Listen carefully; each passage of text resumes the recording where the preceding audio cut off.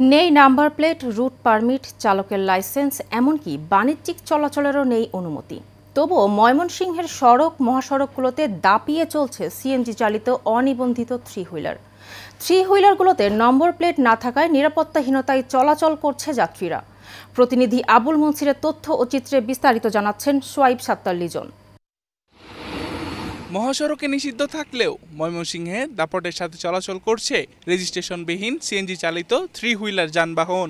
Route permit, চালকের licence না থাকলেও শোরুম থেকে গাড়ি নিয়েই চলতে শুরু করেছে বিভিন্ন সড়ক মহাসড়কে। নম্বর প্লেট না থাকায় নিরাপত্তাহীনতায় চলাচল করছে যাত্রীরা। অভিযোগ আছে, বিআরটি এর হয়রানির কারণেই এসব যানবাহনের কাগজপত্র করতে আগ্রহ নেই মালিকদের। আমরা প্রতিদিন যাতায়াতের ক্ষেত্রে দেখা যায় অনেক সময় আমাদের মূল্যবান কিছু জিনিস অথবা আমাদের ফাইলপত্র যদি কোনো সিএনজিতে রেখে চলে যায়, তাহলে পরবর্তীতে কোন সিএনজিতে রেখেছি এটা আমাদের খুঁজে বের করা খুব মুশকিল হয়ে যায়। প্রত্যেকটা সিএনজি গাড়িতে কোনো নাম্বার থাকে না আর কি।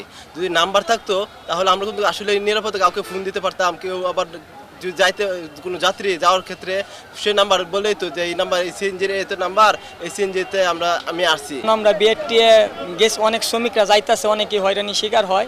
আমরা চাই আমাদের লাইসেন্স এবং আমাদের যে গাড়ির কাগজ আছে এগুলা যেন বিআরটি সহজ করে দেয়। দুর্ঘটনা রোধে সড়ক মহাসড়কে এসব যানবাহনের চলাচল বন্ধের দাবি জানিয়ে আসলেও কোনো প্রতিকার পাওয়া যায়নি বলে জানান নিরাপদ সড়ক চাইয়ের নেতারা।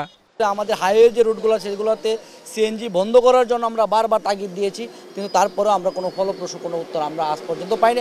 এদিকে অনিবন্ধিত যানবাহনগুলোকে রেজিস্ট্রেশনের আওতায় আনতে প্রশাসনের সহযোগিতায় মোবাইল কোর্ট পরিচালনা করা হচ্ছে বলে জানিয়েছে বিআরটিএ।